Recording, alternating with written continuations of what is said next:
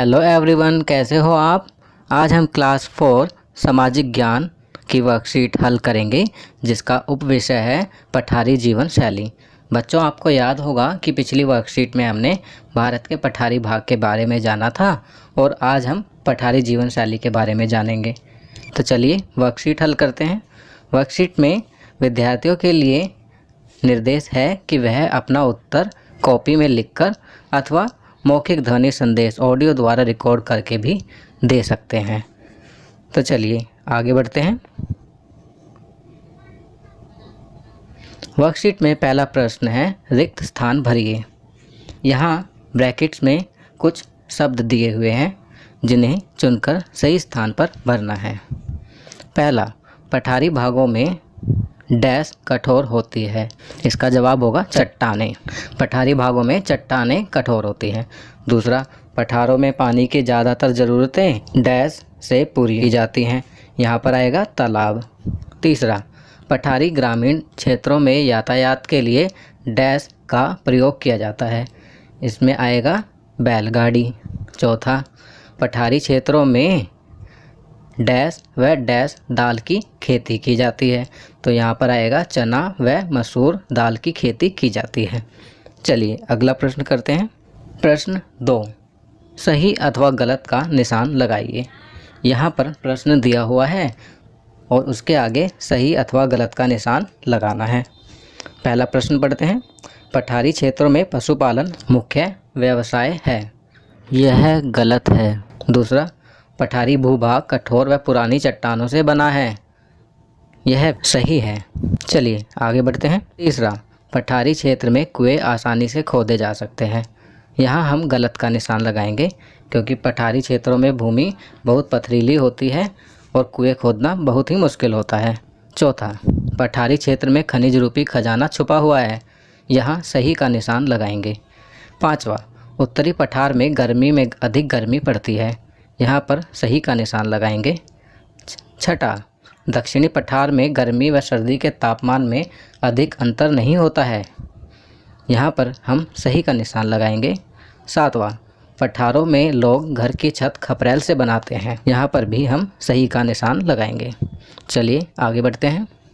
प्रश्न 3, वन हमारे मित्र हैं जो हमें कई चीज़ें देते हैं और बदले में हमसे केवल प्यार और देखभाल की उम्मीद करते हैं। जंगलों से मिलने वाली किन्हीं 5 चीज़ों के नाम लिखिए।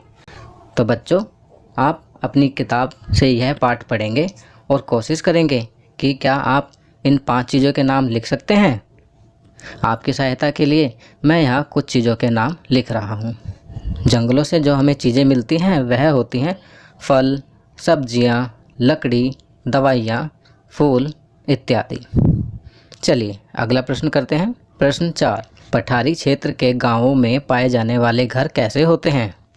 अगर आपने अपनी किताब का पाठ पढ़ा होगा तो आपको ज़रूर याद होगा कि पहाड़ी क्षेत्र के गांव में किस प्रकार के घर होते हैं। आप स्वयं लिखने की कोशिश करें। आपकी सहायता के लिए मेरे द्वारा लिखा हुआ उत्तर इस प्रकार है। पठारी क्षेत्र के गांव में घर पत्थर से बने होते हैं। लकड़ी, बाँस और घास की सहायता से छत बनाते हैं। कुछ लोग छत को खपरेल या पत्थर के बड़े टुकड़ों से भी बना लेते हैं। चलिए अगला प्रश्न करते हैं। प्रश्न 5, अपने आसपास खनिजों से बनी किन्हीं 5 चीज़ों के नाम लिखिए। अनुमान लगाएं कि ये किस क्षेत्र से निकालकर हमारी आवश्यकताओं के अनुरूप बनाया गया होगा। तो बच्चों, आप इस प्रश्न का उत्तर स्वयं लिखने की कोशिश करेंगे। आपकी सहायता के लिए मैं यहाँ पर कुछ बताना चाह रहा हूँ। वह इस प्रकार है। खनिजों से बनी 5 चीज़ें क्या, बहुत सारी चीज़ें हमारे आसपास होती हैं, जैसे बर्तन, आभूषण, कार, बस, रेलगाड़ी, हवाई जहाज़, गैस सिलेंडर, यहाँ तक कि हमारे भोजन में भी खनिज शामिल होते हैं। खनिजों को खानों से निकालने के बाद उनको उचित रूप देकर हमारे इस्तेमाल के लायक बनाया जाता है। यह एक लंबी प्रक्रिया होती है। चलिए अगला प्रश्न करते हैं। यहाँ अंत में एक गतिविधि दी गई है जिसे आप घर पर करने की कोशिश करेंगे। चौड़े मुंह वाले 2 बर्तन लीजिए। एक में बगीचे से ली गई साधारण मिट्टी व बालू मिलाकर रखिए। दूसरे में कठोर पत्थर के टुकड़े रखिए। दोनों में धीरे धीरे पानी डालिए। ध्यान दीजिए कि किस बर्तन में पानी नीचे चला जाता है और किस में पानी ऊपर ही रह जाता है।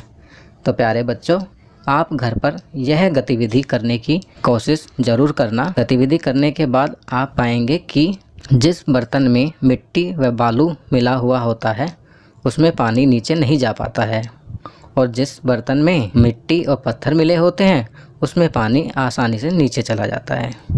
तो बच्चों, ये वर्कशीट यहाँ कंप्लीट होती है। अगर यह वीडियो आपको अच्छी लगी तो इसे लाइक एंड शेयर ज़रूर करें। अन्य विषयों पर बने हमारे लेटेस्ट वीडियोस देखने के लिए चैनल को सब्सक्राइब करना ना भूलें और देखते रहिए हमारा channel knowledge kingdom. Thank you.